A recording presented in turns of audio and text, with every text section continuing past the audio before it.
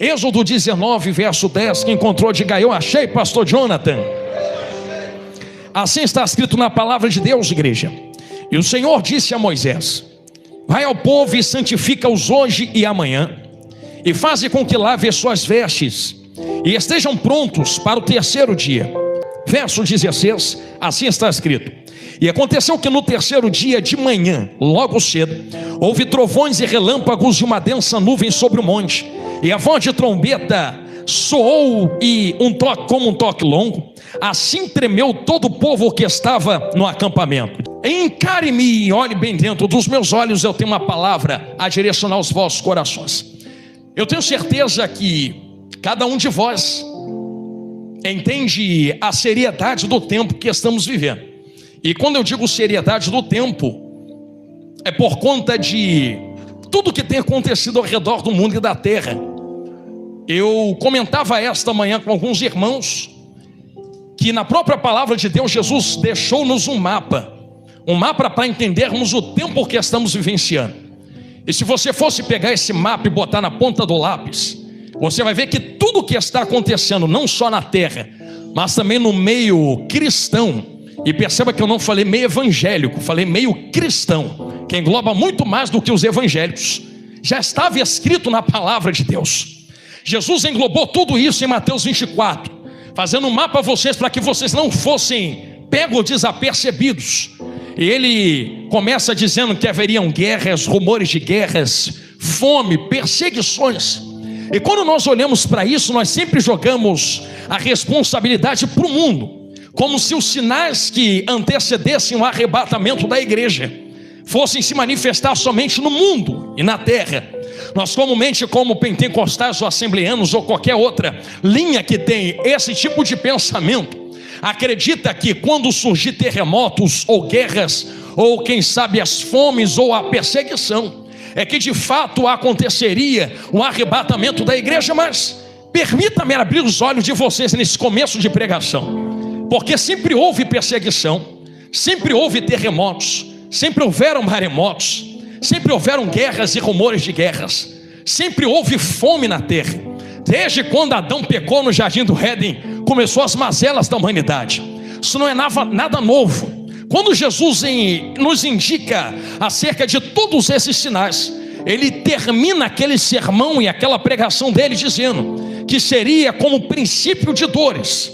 E eu dizia isto certa vez em um congresso, e repito aqui agora, que as mamães entendem quando eu digo princípios de dores, porque é como uma mãe que está a ponto de dar à luz, e quando você tem seus 9 meses de gestação, as dores do parto, as contrações vão aumentando, e o tempo entre elas vão diminuindo. Quando Jesus coloca acerca dos sinais do arrebatamento na terra como princípio de dores, ele está comparando a terra como alguém que está para dar à luz. E se a terra é alguém que está grávida, as contrações da terra aumentam e o tempo entre as contrações diminuem. Quando você traz esse pensamento de Jesus e joga no planeta Terra, tudo faz sentido. Jesus também não jogou só sinais para fora. Jesus, enquanto coloca sinais para fora, ele olhou para a igreja e começou: vocês também sofrerão sinais do arrebatamento. Quais serão os sinais do arrebatamento? Perseguição e esfriamento do amor, falsos profetas, falso evangelho. Tudo isso tem em Mateus 24, eu nem toquei em Êxodo 3 ainda. Pastor, que mapa é esse que Jesus mostrou? Jesus diz que a terra ficaria tão afunilada por causa de guerras e rumores de guerras, estouraria doenças e fomes, as pessoas se desesperariam, procurando por esperança, e nessa procura, pastores, por esperança, apareceriam pessoas que se aproveitariam da escassez de esperança e entregariam o que a humanidade quer ouvir e não o que a humanidade precisa ouvir. Aí Jesus começa: vai ter falso profeta, e com os falsos profetas virá o falso evangelho, e com o falso evangelho virá o esfriamento do amor, e com o esfriamento do amor haverá perseguição. Perseguição contra quem, pastor? Contra a verdadeira igreja.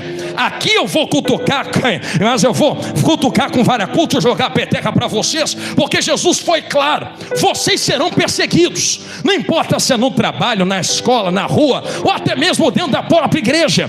Se tu está sendo perseguido, eu não ficava triste não, eu dava era glória. Pastor, por que tu dava glória?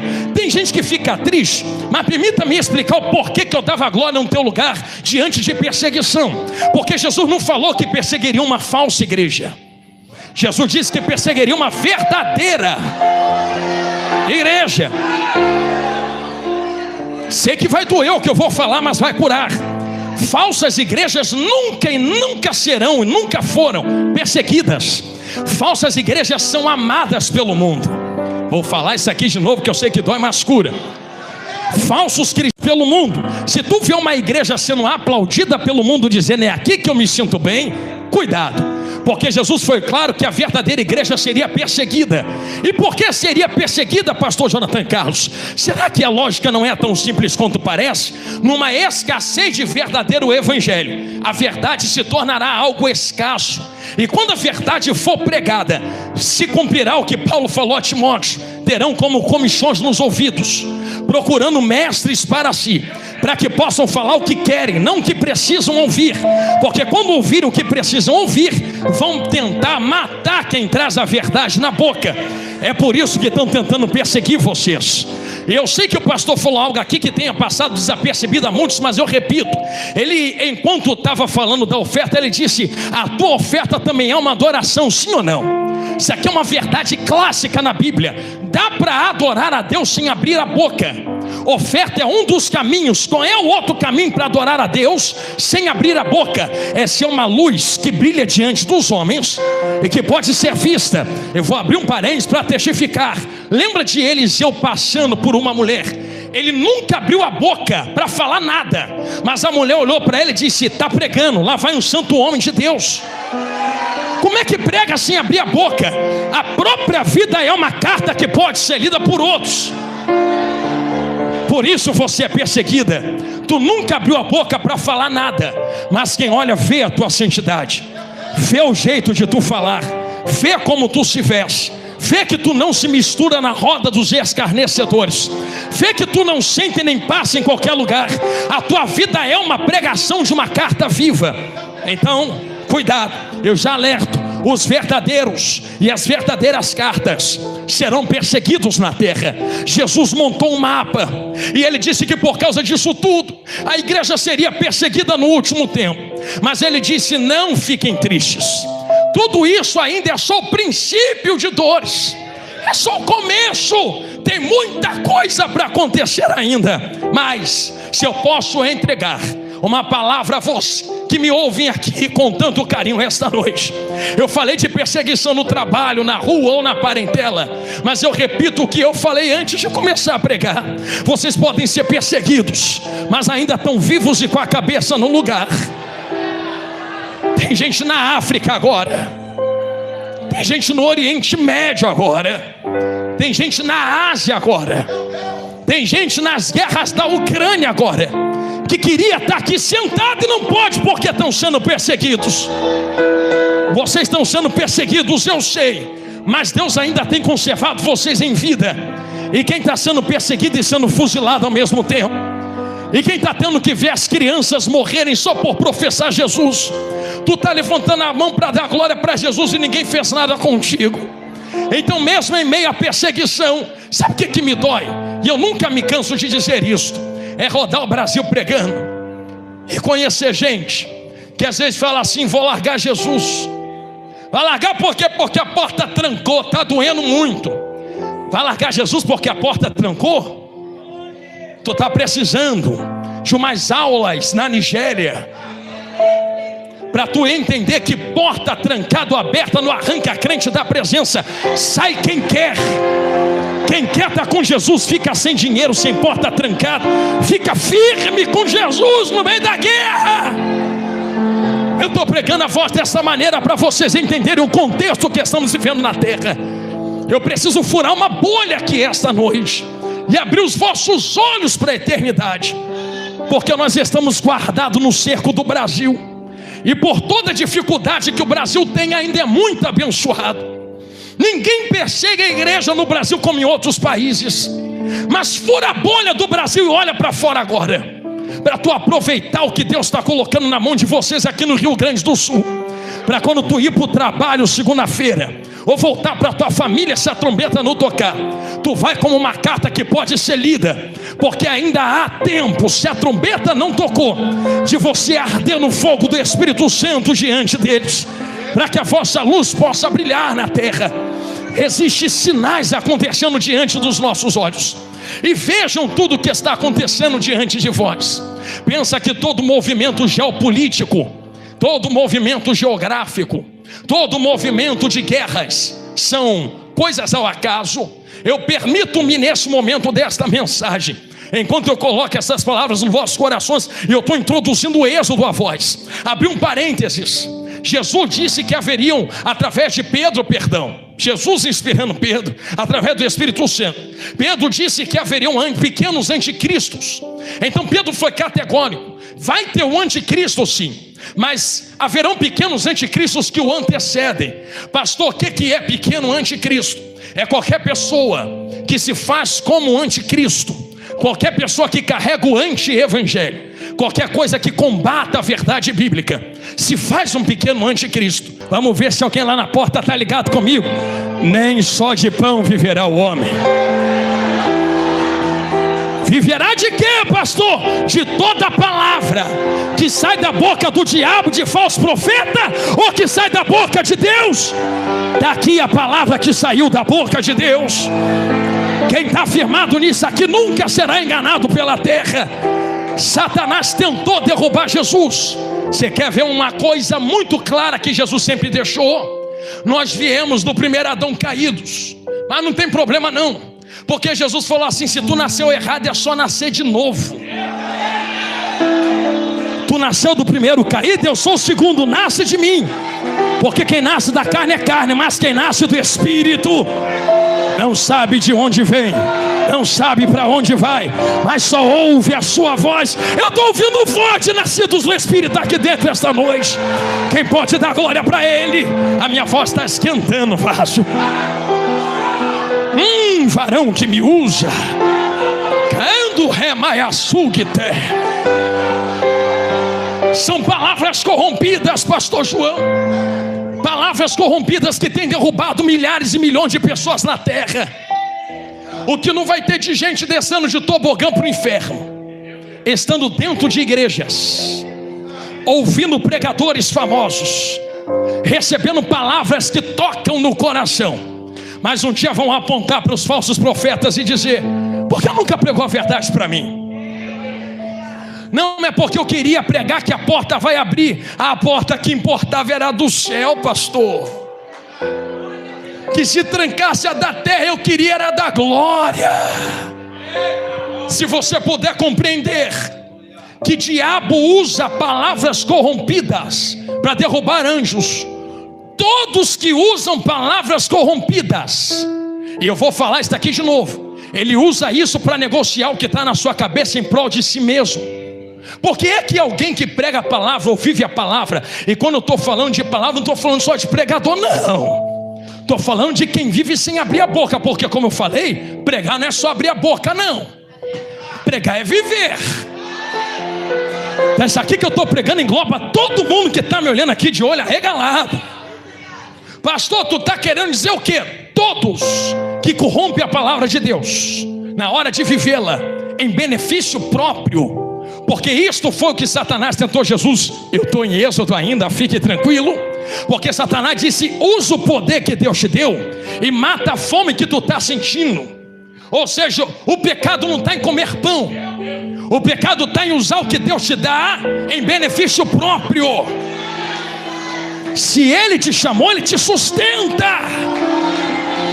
Quero mais, então vai estudar, vai trabalhar, vai se preparar.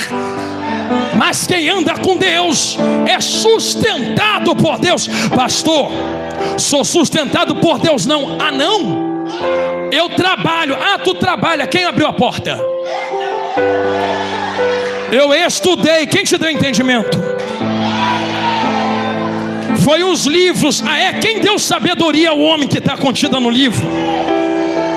Fui eu quem paguei com meu dinheiro. Quem te deu perna para ir correr atrás do dinheiro? Tu não está percebendo que é Deus que te sustenta em tudo o que tu faz? Não use a sua vida para corromper o que Deus lhe deu. Viva a excelência do Evangelho em ti. Sabe o que é a excelência do Evangelho que eu vos prego? É perdoar quando não merecem perdão. É dar outra face a quem te fere com afrontas. É te apedrejarem e você falar: tá bom, eu vou só orar, não vou devolver na mesma moeda, porque as minhas armas não são carnais, são celestiais. Eu sei que é difícil viver esse Evangelho, mas é por isso que somos perseguidos. Eu sei que talvez nesse momento da mensagem que eu vou adentrar, talvez você tenha me olhado e dito: pastor, pensei que ia sair outra coisa hoje. Mas como eu sou só o garçom, só coloca a comida na mesa, vai reclamar com quem fez a comida, que foi ele. Então lá vai. Todos que se fazem pequenos anticristos são os que se corrompem em benefício próprio. Então não se espantem quando você vê pessoas corrompendo o Evangelho para enriquecerem ilicitamente, para agaranharem coisas para si, pisoteando e pisando nos outros. Não se preocupe, só continue fazendo a sua parte para ir para a glória.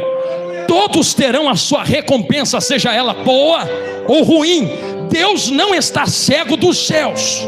Existe uma taça de ira que está se enchendo. Agora tu vai largar Jesus porque tem gente que está bagunçando por aí? E queira você, Jesus, com carinho. Deixa quem quer bagunçar. Mas a hora que a trombeta tocar e o trigo for separado do joio, tu vai ver que valeu a pena ser fiel, mesmo quando todos faziam ao contrário. Mas não se preocupe. Agora eu vou começar a pregar, porque Mateus 24:15 pode me dar esperança. Aonde está a esperança, pastor? Então, esse Evangelho será pregado em testemunho de todas as nações. Aí virá o fim. O fim que Jesus está falando é o arrebatamento, é o cumprimento do que está em Apocalipse, é o cumprimento de depois do toque da última trombeta. Gatilho para arrebatamento. E nunca mais esqueço o que eu vou falar agora. Gatilho para arrebatamento não é doença, não é rumor de guerra, não é perseguição. Porque Jesus dizia: vai ter guerra, mas ainda não é o fim. Vai ter perseguição, mas ainda não é o fim. Vão matar vocês, mas ainda não é o fim. Mas quando o Evangelho for pregado, aí a conversa muda. Percebeu que tudo afunila na palavra. E a multiplicação de falsas heresias e falsos evangelhos, entre aspas, parece que está atrasando a descida, mas eu te provo hoje que não está. Te provo agora, e foi para isso que Jesus me trouxe aqui, que está tudo no relógio de Deus contadinho. Poderia ser nesse exato momento. Pastor, por que está tudo contadinho? Porque se Jesus afunila no Evangelho, quando nós percebemos que pregação não é só com a boca, mas com a vida, o que Jesus está dizendo é: vai ter tanta gente pregando não com a boca, com a vida, com a vida, com a vida, com a vida. Será pregado em todo mundo o Evangelho. Pregar não é só abrir a boca no púlpito. Pregar é com caráter. O avivamento não vai ser do manto, e eu sou do manto. O avivamento vai ser de caráter. Vai ser gente levantando a bandeira do Evangelho, dizendo: Jesus está voltando, Jesus está voltando, Jesus está voltando. As multidões vão ter que olhar para o povo pregando o Evangelho com a vida, e vão entender que um avivamento está acontecendo. Se tu quer que eu te mostre o avivamento que Deus está fazendo ou quer fazer, então também procura na Bíblia. Rua Azusa, não tem, mas foi avivamento. Procura John Wesley, não tem, mas foi avivamento. Procura Jonathan Edwards, não tem, mas foi avivamento. Nos procure, não tem, mas seremos um avivamento. Assim como um pode corromper milhares, Deus também só quer um para infectar milhares com o verdadeiro evangelho. É só um louco cheio do poder de Deus. Ele só precisa de um. Ah, pastor, precisa não? Então eu te mostro na Bíblia. Antes de cair de cabeça em Êxodo, só precisou de um Abraão para fazer a promessa: sai da tua tenda que eu vou multiplicar a tua geração. Só precisou de um Isaac para cavar poço. Só precisou de um Jacó para lutar com o anjo e ter o nome formado em Israel. Só precisou de um Moisés para liderar o povo. Só precisou de um Josué para botar o povo para rodar em volta de Jericó. Só precisou de um Ezequiel para poder descer no vale. Só precisou de um Jeremias para descer na olaria. Só precisou de um Amós com um prumo nas mãos. E só precisou de um Neemias que reerguesse os muros. Eu quero ver quem está ligado comigo. Só precisou de um Jesus para descer na terra. É só um. Eu creio que Deus está olhando para dentro desta igreja esta noite, pastor João. Ele não está procurando milhares. Ele só está procurando um louco cheio de azeite. E quando eu digo louco, eu digo no bom sentido. É um que olha o sistema entranhado e diz: é bonitinho, mas eu prefiro ser cheio do fogo de Deus. Eu estou em Êxodo ainda. Pastor, por que tu explanou esse assunto? Quem ainda me ouve, diga glória a Deus. Deus só precisa de um cheio do Espírito Santo, que se encha do poder da glória para fazer a diferença. Êxodo capítulo 3. Observe que eu li vários versículos com vocês, e talvez o primeiro versículo que eu li seja o mais enfático. Deus havia dado uma ordem a Moisés: diz para o povo, se purifica hoje, se purifica amanhã, e lave as suas vestes, porque no terceiro dia eu vou visitar o povo. Então peraí, tem contagem. Ele não vem no primeiro, ele não vem no segundo, ele vem no terceiro. Existe uma brincadeira teológica que eu e meus amigos pastores lá no Rio de Janeiro fazemos. E nós dizemos assim, ó: para Deus um dia é como 1000 anos, e 1000 anos é como um dia. Será que se a gente jogasse esse verso aqui dentro, sem querer forçar textos de nada, a gente encontra alguma coisa? Vamos ver. Primeiro dia, 1000 anos. Segundo dia, 2000. Na manhã do terceiro, será que é 2026, 27, 28? Perceba que para Deus um dia é como 1000 anos. Escatologicamente, Deus está dando um panorama do arrebatamento dentro de Êxodo 19. Eu não venho no primeiro dia, e não venho mesmo. Do ano 0 que Cristo foi crucificado até o ano 1000, ele não veio. Mas no ano 0 ao 1000 ele disse: santifica, fica firme, fica cheio do Espírito. Deus vai levantando vários homens de Deus durante a história, pessoas que iam reformando. E quando eu digo reforma da igreja, muitos pensam que é reforma da palavra. Mas quando você estuda afinco a história das igrejas, você vai ver que era a ressurreição do fogo do Espírito Santo. Eu poderia dar vários exemplos, mas Deus nunca deixou de trabalhar nas igrejas. Desde quando Jesus pisou na terra, foram as igrejas que deixaram o fogo do Espírito apagar. E quando o fogo apagava, Deus sempre levantava um João Ruiz, ele levantava Jonathan Edwards, ele levantava Martinho Lutero, como um gancho, como alguém que disse: vocês podem queimar, mas daqui a 100 anos Deus vai suscitar um gancho e ninguém segura ele. Martinho Lutero, cheio do Espírito Santo. Tudo o que aconteceu do ano 0 ao ano 1000 foram pessoas cheias do Espírito Santo. Só que Deus não veio no primeiro. Aí Deus olha para Moisés: também não desço no segundo. Passou do ano 1000 aos anos 2000 e Deus não veio. Mas avisa o povo: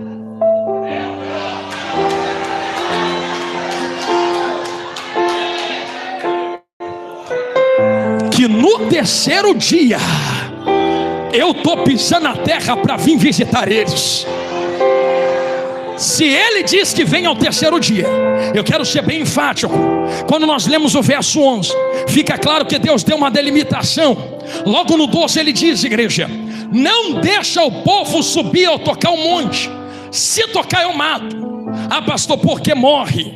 Morre porque Deus é mau? Não. O que Deus está dizendo é: vocês não podem me alcançar. Ninguém pode subir as campinas para estar comigo. mas eu descerei para estar convosco. Então não é tu quem toca, sou eu quem toco, diria Deus. Não é tu quem vem, sou eu quem vou. E é óbvio, se dependesse de nós, a gente já estava na glória, pastor. Mas como depende dele, não sou eu quem vou, é ele quem vem, me pega e leva. É ele quem nos arrebatará no toque da última trombeta. E se nós compreendermos dentro disso, eu quero que tu entenda. E se tu quiser pegar a sua Bíblia para ler, pode ler. Olha o que está no 16. E aconteceu no terceiro dia, ao amanhecer, houve trovões, relâmpagos, densas nuvens sobre o monte, trombeta. Então o povo tremeu e estremeceu. O estremecer aqui não é apenas tremer a carne. Estremecer aqui é ter medo. No original da palavra, eles estavam temendo, vendo tudo que Deus estava fazendo, e estou com medo, não consigo aguentar isso, eu vou morrer diante desta glória. Mas observe que nada na Bíblia é um acaso. Vocês observaram que Deus não entrega relâmpagos e trovões, mas entrega trovões e relâmpagos depois. Se você entender, e eu vou fazer uma demonstração clara. Quando a gente, em dia de chuva, vai num portão ou na tua janela, primeiro tu vê um clarão, sim ou não? Aí depois tu fica, daqui a pouco chega o som. Aí daqui a 10 segundos, o som é trovão, que vem sempre depois do relâmpago. Mas lê na Bíblia que aqui antes o som veio antes, para o visual vir depois. Porque quando na terra entendemos que o relâmpago se mostra, o visual está anunciando o som que está vindo. Mas no reino é diferente, já tem som gritando que algo visual vai acontecer. Eles entenderam aqui, vou olhar para lá. O povo está olhando para o monte, o som está. Eles estão ouvindo o som, estão dizendo: algo vai acontecer, algo vai acontecer, algo vai acontecer. E como o crente, igual hoje em dia, que não aguenta guardar para si mesmo, aí começa a anunciar no trabalho: ó, eu ouvi um som domingo na igreja, algo vai acontecer. Eu ouvi um pastor pregar um som diferente sábado, algo vai acontecer. Desperta que tem um relâmpago chegando. Aí eu me lembro, nem vou tocar em Jesus falando que como relâmpago vem. Vou só falar do visual. Por que do visual, pastor? Porque algo se mostra no monte. O povo estremece. E quando estremece, Deus visita o povo com carinho. Eu quero que tu guarde na tua mente que eu vou falar com muita calma. Deus não visita na noite, Deus não visita na tarde, Deus visita no início da manhã do terceiro dia. Lembra que eu falei do ano 0 ao ano 1000 é o primeiro dia, do ano 1000 ao 2000 é o segundo dia. Estamos no amanhecer do terceiro dia, 2026. Você acha que vai ficar durando mais quanto tempo tudo que está acontecendo? Ah, mas eu sempre ouvi isso. Meu avô já ouvia. É, mas teu avô estava no segundo dia. Varão que me usa. Minha mãe falava, mas ela estava no segundo. Vocês são a geração do terceiro dia. Se tu não abrir teu olho para o tempo que tu está vivendo, tu não vai entender o que está acontecendo na sua volta. Pastor, por que não vamos entender? Eu vou falar rasgado. Tem gente que fala assim: eu sempre ouvi falar de arrebatamento, mas nunca aconteceu. Como se arrebatamento acontecesse só no toque da última trombeta. Ai, Jesus, vai doer, mas vai curar. Será no abrir e fechar de olhos, não é? Mas piscar não é fechar e abrir. Ele não está falando que vai fechar e abrir. Vai ser no abrir, nascer. Fechar, vem, morrer. Nem todos ouvirão o toque da última trombeta. O importante é que vai para a glória. Mas a Bíblia me esclarece que existe uma geração que nunca vai conhecer a corrupção da morte. Porque antes da morte chegar, a trombeta toca e essa geração sobe. Pastor, que tempo é esse que estamos vivendo? Preciso de toda a sua atenção. Eu dizia algo há uns meses atrás, eu repito aqui agora. É só olhar para Israel. Israel é como a figueira. E quando ele fala da geração da figueira, está falando de vocês, da geração que vai ver Israel voltar a ser nação. Passou milhares de anos, Israel não voltou a ser nação. Jesus saiu da terra, Roma invadiu, Israel deixou de ser nação. Mas Jesus foi claro: quando Israel voltar a ser nação e a figueira florescer ou der os seus ramos, eu estou perto de voltar. Passou o ano 0 ao ano 1000, Israel não foi nação. Entrou Roma, entrou Império Muçulmano, entrou tantos outros impérios lá dentro, bizantino, e Israel não voltou a ser nação. Do ano 1000 ao 2000, Israel talvez não tenha voltado a ser nação até 1947, quando foi assinado um acordo que Israel levanta a bandeira e diz: agora nós somos nação de novo. Tem-se a palavra de Jesus diante de vocês. Não passará esta geração sem que estas coisas se cumpram. Pastor, já morreu muita gente desde 1947. Mas o que eu falava no outro congresso: quanto dura uma geração dentro da Bíblia? Agora eu gostei. Tu não pode contar com a tua idade. Uma geração dentro da Bíblia é aproximadamente 120 a 140 anos, por aí teologicamente falando. Israel tem quase 100 anos que voltou a ser nação. Posso abrir teu olho? Eu acho de quase 100 para 120 falta pouco, né? Ei, Jeová grandão, tu vai largar Jesus agora na beira da porta? Tu vai abandonar Jesus agora tão perto de subir? Eu tenho uma esperança para lhe dar. Estamos na manhã do terceiro dia. Vocês não veem o mundo se globalizando e se ajeitando para receber algo? Receber o que, pastor? Quem está me ouvindo ainda, diga glória a Deus. Deixa eu ver a hora. Pastor, me deu hora livre, então estou olhando para ali, dá para falar. Jesus mandou, então lá vai. O que o mundo está se preparando na manhã do terceiro dia? Existem duas coisas. O som todos ouvem, então ouve quem está aqui dentro, ouve quem está lá fora. A igreja está sendo preparada, vai doer, mas vai curar, lá vai. Só que a igreja não está sendo preparada para ficar na terra, a igreja está sendo preparada para ir embora. Só que o mundo também está sendo preparado, só que não é para ir embora, é para ficar. Então olha com carinho o que está acontecendo.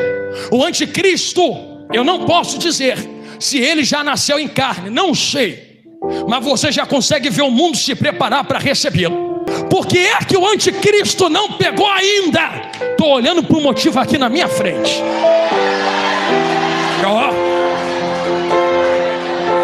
Estou sentindo um varão aqui, missionária. Pastora, tem um varão aqui entre nós. Pastor, o que é que tu acabou de dizer?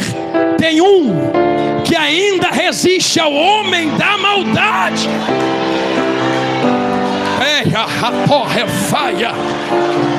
Quem é que está resistindo, pastor Jonathan? Sou eu? Não, tu não é poderoso bastante para resistir. Mas lá em Atos 2, na inauguração da igreja, desceu um do céu e ele ainda não voltou para lá. Está na terra habitando aqui dentro. E se ele está aqui dentro, eu sinto ele aqui. Quem está sentindo ele também? É o Espírito Santo de Deus.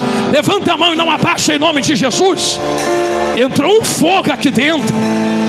Fique de mão levantada e não abaixe, porque permita-me ler o que está escrito na Bíblia.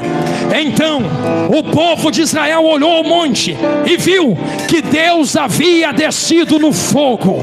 No fogo. Se tem fogo, tem Deus. Se tem fogo, tem Deus. O que está resistindo ao homem da maldade, o que está resistindo ao anticristo, o que está resistindo ao diabo, agora tu entende porque tem raiva de você. Agora tu entende porque te persegue no trabalho. Agora tu entende porque te persegue na rua. É porque eu sou bonitinha? Não, é porque tu carrega um fogo. E esse fogo gera luz. Já viu o capeta gostar de luz, rapaz? Eu darei glória no seu lugar. Aleluia. Aleluia. A guerra do diabo, pastores, é para apagar o fogo que está aqui dentro. Se ele apagar o fogo, não há mais nada que resista ao anticristo. Só que como o anticristo não pode pegar enquanto ele tiver cheio de fogo, pode estar a terra toda desligada. Se só tu tiver cheio de fogo, Quando tu botar o pé, os demônios têm que correr. Quando tu abrir a boca, os demônios têm que bater em retirada. Quando tu colocar a mão, as doenças têm que sair. Eu estou pregando para um povo vivo aqui dentro esta noite, que entende que o Espírito Santo ainda está conosco na nossa vida.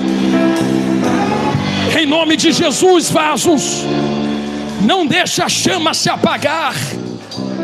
Foi milhares de anos para o fogo chegar até nós. Eu poderia subir aqui esta noite e tentar pregar uma palavra que respondesse aos anseios da sua vida, mas eu resumo todos os anseios da sua vida em Cristo. Me dá o teu fardo pesado, pega o meu que é leve. Pronto, te respondi. Agora vamos embora falar do tempo que estamos vivendo. Estão querendo combater o fogo da igreja.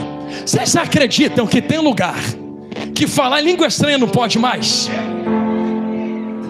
Você acredita que tem lugar que dançar no Espírito, cheio do Espírito, chorando, não pode mais? Eu sei que tem coisa que é demônio, mas tem coisa que é Espírito Santo também. E eu vou reter o Espírito Santo porque tem demônio tentando imitar ele. Quando o Espírito Santo quebranta alguém com fogo e a língua estranha sai, tem lugares que não pode. Aqui é tudo ético, rapaz, não pode esse negócio. Então se o fogo do Espírito não cabe aqui, eu também não caibo. Estou indo embora, fica com a tua lamparina apagada aí, que eu vou para onde querem fogo. Eu sou o primeiro que quero. Quem é o segundo que quer fogo? Do Espírito Santo comigo. Se quer, levanta a mão numa baixa, eu vou profetizar então. Daqui a pouco eu prego de novo. Eu profetizo sobre vós. Não é ouro, não é prata, não é chave, não é casa, não é dinheiro. Eu profetizo sobre vós. A chama que foi acesa em Atos 2 ainda está acesa aqui dentro do Rio Grande do Sul. Deus só precisa de um louco cheio de fogo para incendiar esse estado. Quem vem comigo nesse avivamento, levanta a mão e dá glória. Aleluia.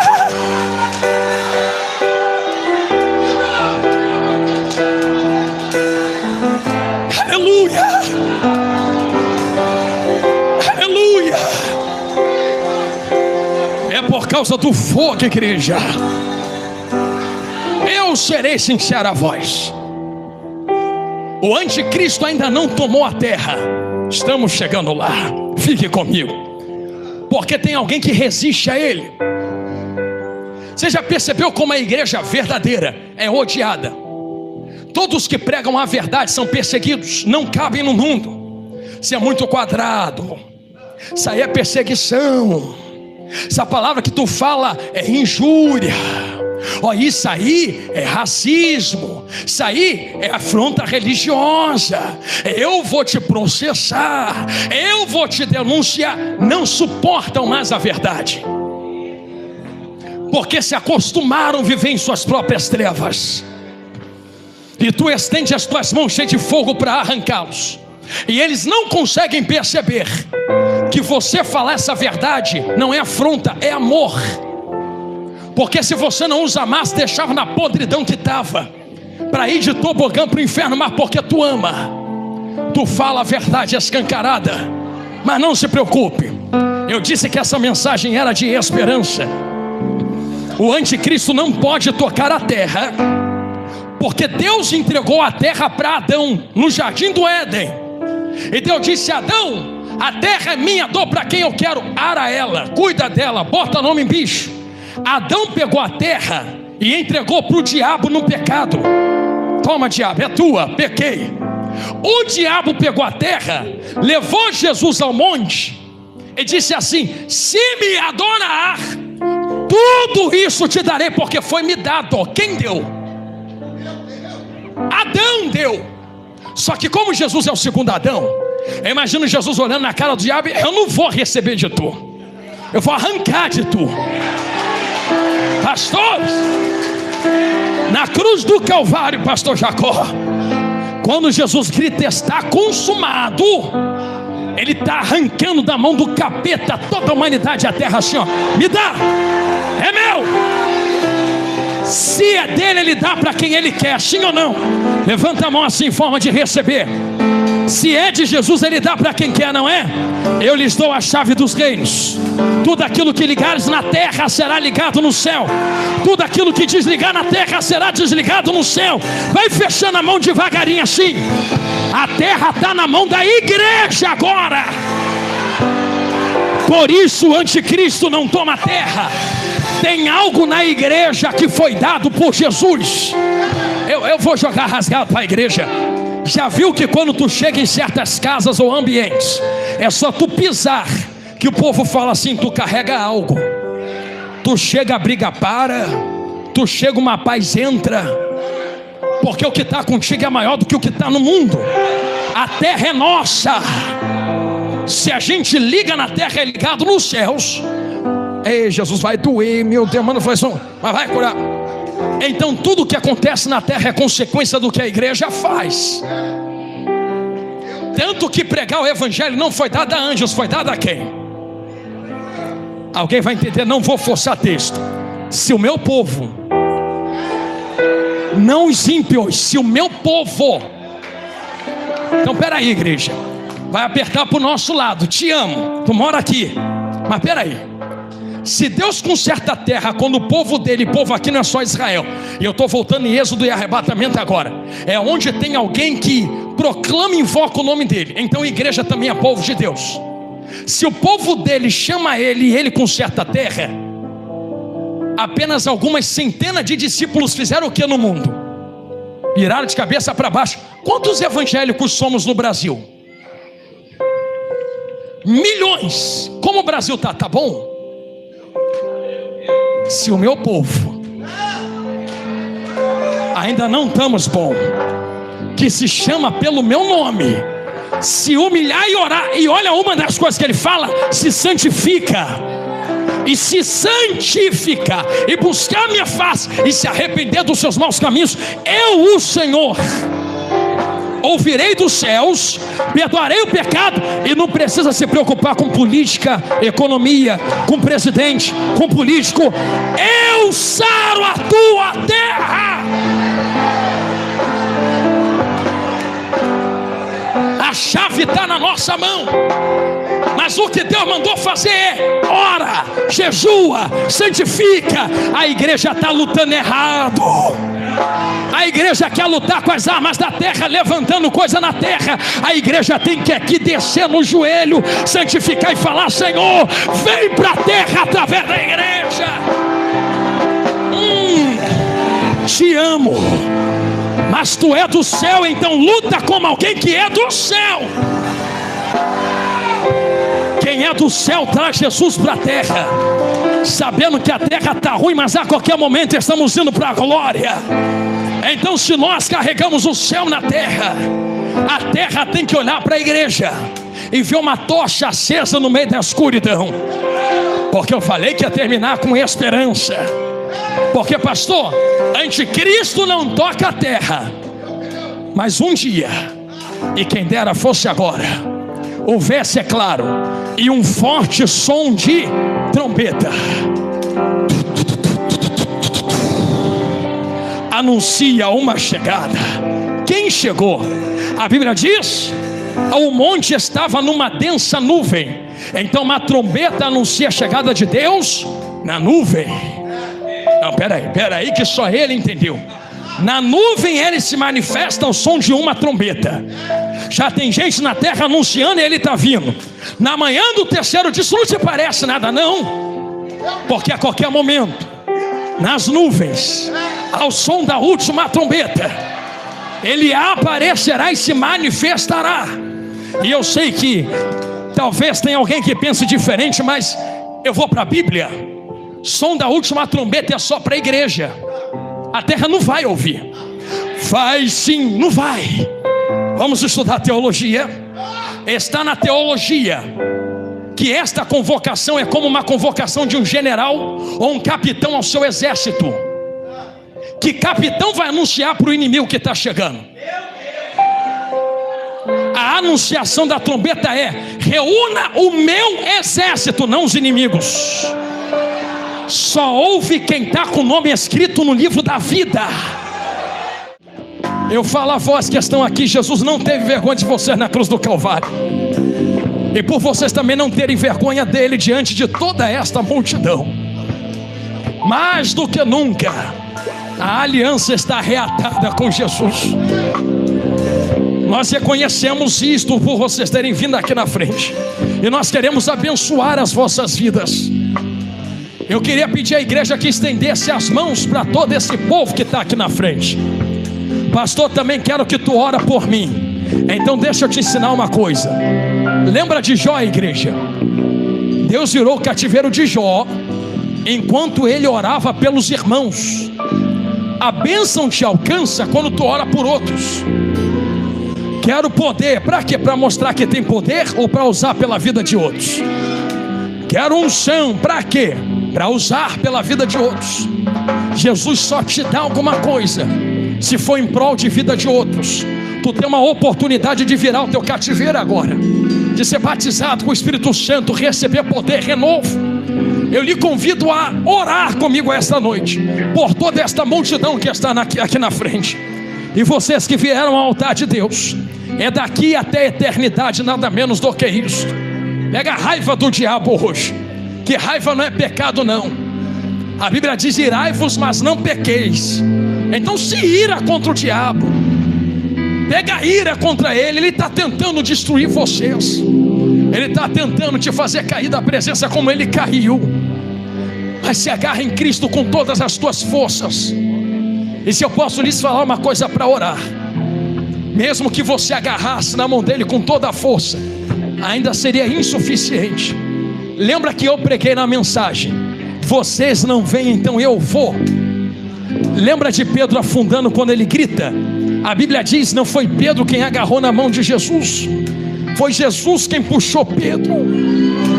A gente não tem força, mas Jesus só fez isso quando Pedro gritou socorro. Deus só desceu quando o povo se santificou. Então quando você faz isto que vocês estão fazendo agora, dizendo: Jesus, eu não tenho força, mas eu quero, a mão de Deus te alcança aonde você estiver e te puxa de novo para cima das águas. Feche os vossos olhos em nome de Jesus. Nós queremos abençoar as vossas vidas como igreja. A partir de hoje começa uma nova história na sua vida. E talvez eu não possa te prometer ouro e prata, queria, mas eu tenho que falar como Pedro: eu não tenho ouro nem prata, mas o que eu tenho eu lhe dou. Em nome de Jesus Cristo Nazareno, levanta e anda na direção dele. Vocês sois fortes porque já venceram o maligno. Então talvez eu não possa enriquecer a sua vida com coisas terrenas, mas posso te enriquecer com coisas da glória. Vocês sairão daqui hoje com a força que acharam que não tinham, porque Jesus vos acompanha onde vocês forem. O Espírito Santo ainda arde em vós. Vocês podem senti-lo agora dentro de vocês. Não é um arrepio, não é um sentimento, não é uma coisa que vem, é uma pessoa que está aí contigo falando com você. Igreja, fecha os olhos e ore comigo agora. Pai eterno de bondade, Senhor, há dezenas de vidas no altar. Senhor, eu fiz questão de deixar claro que não estava chamando quem era crente ou quem deixou de ser crente, porque, Senhor, aí nos céus não entra batista, não entra presbiteriano, não entra assembleiano, não entra evangélico. Aí no céu entra salvo, lavado e remido no sangue do Cordeiro. Senhor, então eu não chamei quem está na placa ou fora da placa. Senhor, eu chamei quem reconhece que quer mais de Ti e quer renovar a aliança contigo mais uma vez esta noite. Senhor, ninguém pode julgá-los, porque só Tu pode passar prumo no coração de homens e mulheres. Espírito Santo, nós não estamos no Seu lugar. Então não importa quem está aqui na frente com roupas de crente ou não crente, o que importa é que há corações rendidos no Seu altar. E eu lhe peço agora, Espírito Santo, se como eu preguei, o Senhor ainda está conosco desde Atos 2, nós ainda estamos na manhã do terceiro dia. Senhor, há crianças entre nós que já estão chorando, há jovens que já estão entregues, há adultos que já se renderam e anciões que reconheceram. Por isso eu lhe peço, Espírito Santo, se tu ainda se move na igreja, por dentro da igreja, e tu ainda não nos abandonou, como a palavra diz, comece a se mover agora entre eles, aonde houver um coração quebrantado. Isto, Jesus, começa a renovar agora de dentro para fora. Que caia fogo do céu como caiu na oração de Elias, e que renove vidas aqui agora. Senhor, que o teu Espírito Santo possa sustentá-los em meio às fraquezas. Senhor, nós somos fracos e pecadores, mas pedimos a sua ajuda para ficar de pé na tua presença. Se necessário for, Senhor, escreve e reescreva o nome no livro da vida. O que passou, passou, ficou para trás. A partir de hoje começa uma nova história. Joga o pecado no mar do esquecimento, não te lembras mais. Já foi pago na cruz do Calvário. Como eu preguei a eles, Senhor, e eles creram na palavra que eu entreguei a eles. Ah, Senhor, eu lhe peço, nos sustente até o arrebatamento. Eu coloco cada vida nas tuas mãos e os abençoo em nome de Jesus. E quem crê, diga amém. Tenham certeza, a partir de hoje sua vida não é mais a mesma. Essa lágrima que está nos olhos de vocês, lembra daquele versículo? Quem vai semeando e regando com as próprias lágrimas, vai voltar colhendo com alegria. Posso colocar isso para as suas vidas? Semeia na terra com lágrima. Eu sei que dói, não larga Jesus não. Eu sei que dói, vai doer, mas eu sei que é uma palavra dura que eu vou vos dar, mas é verdadeira. Se a porta não abrir, fica com Jesus mesmo assim. Se o dinheiro não vier, fica com Jesus mesmo assim. Se a doença não sair, fica com Jesus mesmo assim. Porque plantando com lágrima, um dia nós vamos entrar nos céus, e a nossa colheita será de glória, com sorrisos e alegrias. Se você entende isto, sai daqui esta noite com esta certeza no seu coração: é daqui até a glória e nada menos do que isto, em nome de Jesus, amém? Que Deus os abençoe em nome de Jesus. Eu agradeço a minha rica oportunidade, amém.